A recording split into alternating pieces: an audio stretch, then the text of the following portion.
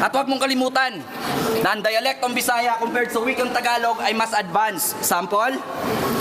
Yung langgam ng Tagalog, gumagapang pa lang, habang yung langgam ng Bisaya lumilipad.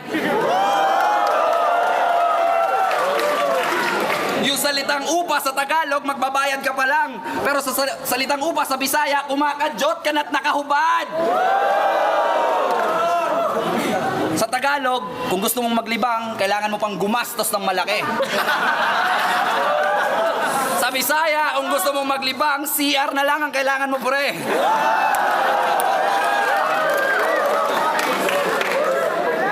Kaya't iyong intindihin, mas hard ang dialekto namin kumpara sa inyo, Juan.